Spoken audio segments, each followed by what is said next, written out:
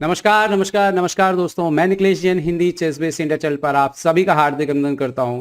दोस्तों, भारत के डी गुकेश ने वो कमाल कर ही दिया जिसका हम सब इंतजार कर रहे थे। 2700 पार कर लिया है इस 16 साल के लड़के ने। अब आप अंदाजा लगा सकते हैं कि ये कितनी बड़ी बात है कि विश्व शतरंज के इतिहास में वो तीसरे सबसे कम उम्र के खिलाड़ी बने हैं, पहले भारतीय बने हैं जिन्होंने इतनी कम उम्र में 2700 का आंकड़ा पार किया। इससे पहले जो सबसे कम उम्र में भारत के किसी खिलाड़ी ने 2700 का आंकड़ा पार किया है वो विदित गुजराती हैं, जो करीब 21-22 साल की उम्र, एग्जैक्ट नहीं पता मुझे, करीब उस उम्र में पार किया। तो आप अंदाजा लगा सकते हैं कि कितने बड़े मार्जिन से उन्होंने नया रिकॉर्ड बनाया है।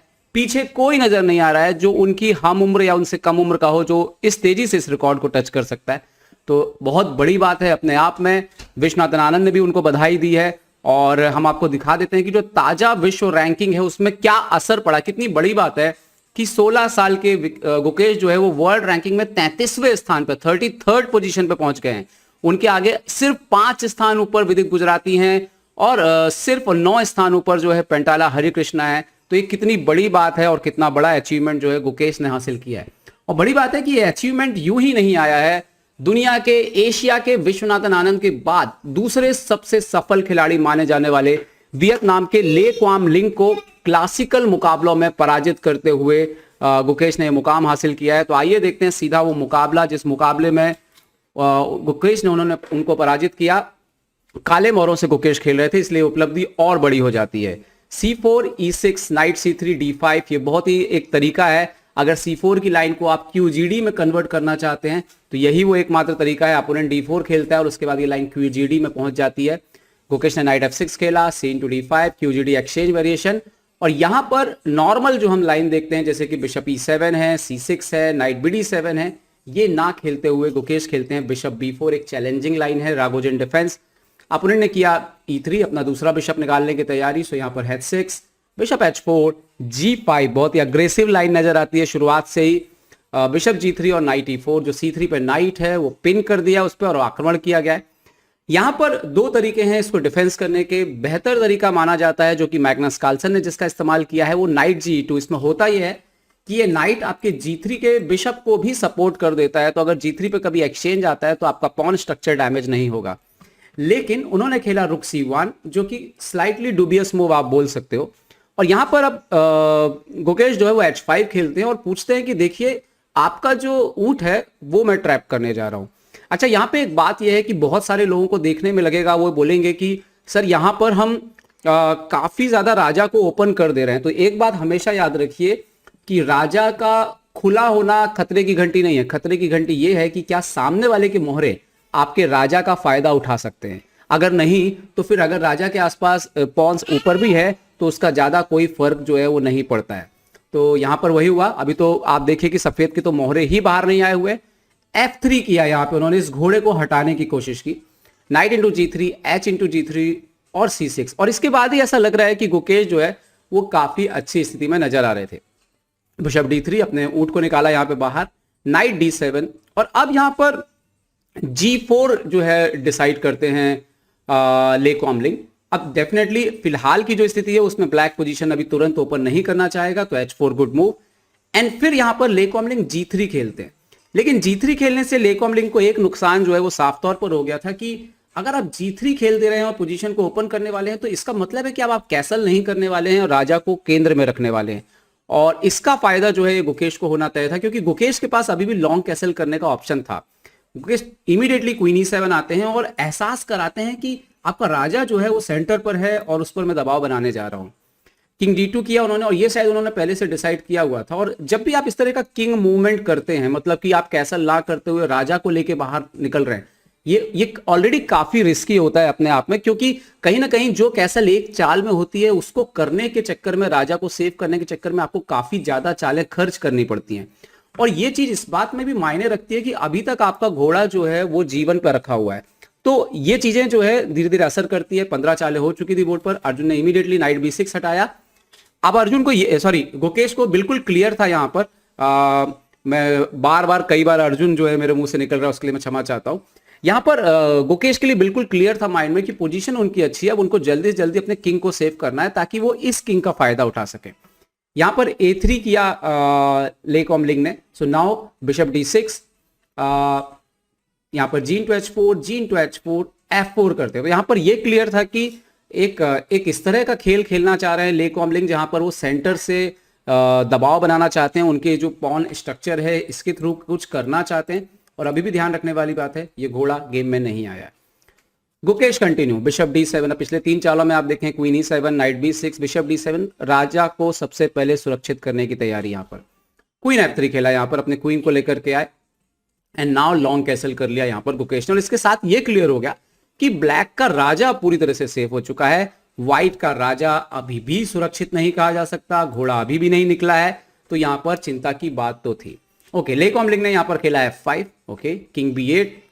अब आप खुद देखिए कि पिछली 4 चालें एक अच्छे एडवांटेज की स्थिति लगने के बावजूद पिछली 4 चालें में गुकेश ने क्या किया है, अपने राजा को सुरक्षित करने की कोशिश और अपने जो मोहरे नहीं खेल रहे हैं उनको गेम में लाया है। पहले queen E7, night B6, bishop D6, आप देखिए बिशप D7 और लॉन्ग कैसल, और उसके बाद किंग B8। मतलब अपने राजा की सुरक्षा सुनिश्चित करने के बाद ही वो आक्रमण की तरफ जो है वो आगे बढ़ते हैं। नाइट H3, 21वीं चाल में जाके ले कॉम्बलिंग का जो है घोड़ा जो है खेल में बाहर आता है। ओके, C5, और इसके साथ ही अब गुकेश तैयार थे। जब आपका राजा सेफ हो गया, आपके सारे मोहरे आ चुके हैं, अब टाइम है एडवांटेज को लेने का। उन्होंने खेला यहां पर C5, थोड़ा डिस्टर्ब करने के लिए F6 एक मूव करते हैं यहां पर ले कॉम्बलिंग, बट कमिटमेंट कर देना, पॉन को फिक्स कर देना, ये हमेशा से डेंजर है। क्वीन F8, नाउ G5, वो कोशिश कर रहे हैं वहां से कुछ करने की, तो पहले रुक G8। काउंटर प्ले रोकना भी बहुत जरूरी है अपोनेंट का। अपोनेंट के जो प्लान है उस पर नजर रखनी है, आपके प्लान कंटिन्यू है बट अपोनेंट को प्लान को रोकना। तो ये बहुत ही एक हाई क्लास गेम यहां पर गुकेश का हम कह सकते हैं। किंग C2 खेला यहां पर, now C into D4, E into D4, रुक C8, और जैसे ही किंग B1 पे जाता है और ले कॉम्बलिंग बोलते हैं थोड़ा अब थोड़ा आराम मिला, अब थोड़ा राजा जो है वो सुरक्षित हो गया। यहां पर गुकेश मारते हैं शॉट बिशप इंटू A3। अब प्रॉब्लम यह है कि अगर इसको एक्सेप्ट कर लिया जाए, क्वीन A3 ऊपर आ जाए, नाइट A2 आप बचाने के लिए जाते हैं तो नाइट A4, अभी C3 के स्क्वायर पे प्रॉब्लम है। अगर क्वीन F4 चेक, किंग 8 देके आप क्वीन D2 से बचाने की कोशिश करें तो यहां पर देखिए रुक F1 के बाद रुक C1 के बाद खेल खत्म है। अगर रुक इंटू C1 मार दिया जाए तो बिशप इंटू H3 मर जाएगा। अगर यहां पर क्वीन C1 मार दिया जाए तो क्वीन इंटू D3 मर जाएगा। अगर यहां पर नाइट C1 मार दिया जाए तो नाइट C3 चेक आ जाएगा। तो इस तरह से पोजीशन जो है कॉम्प्लिकेट हो चुकी थी यहां पर कि उन्होंने एक्सेप्ट नहीं किया, उन्होंने खेला नाइट B5 ले कॉम्बलिंग ने। तो आप गुकेश खेलते हैं बिशप B5, रुक C8, queen C8, bishop into B5, सो BD6 वापस। राजा की स्थिति अभी भी काफी खराब है और यहां पर आप देखिए H4 पे एक पास पॉन है। बिशप D3 खेला उन्होंने, तो क्वीन D7, अभी किंग साइड जाने की तैयारी। यहां पर किया G6, F into G6, night G5, सो नाउ क्वीन A4 चले गए गुकेश। अब राजा की तरफ जो है पूरी तरह से आक्रमण करने की तैयारी थी उनकी। यहाँ पर नाइट E6 आया, सो नाउ रुक C8, और आप देखिए कि इनके पास यहाँ पे अभी भी 2 पास पॉन है। अभी इस पॉन को मारने में जब तक व्हाइट को समय जो लगेगा, उस दौरान राजा की तरफ जो स्थिति है वो गुकेश की और मजबूत हो जाएगी। यहाँ पर ले कॉम्बलिंग ने डिसाइड किया queen D1, okay, queen D7, night पर अटैक।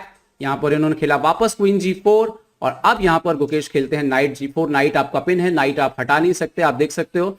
यहाँ पर बिशप से मारना पड़ा क्योंकि ये जो नाइट है ये और डेंजर हो रहा है आगे जाकर के। सो उन्होंने खेला बिशप C4, DC4, रुक इंटू H4, ये पॉन फाइनली जो उन्होंने मारा, एंड नाउ C3, और राजा पूरी तरह से एक्सपोज होने वाला था।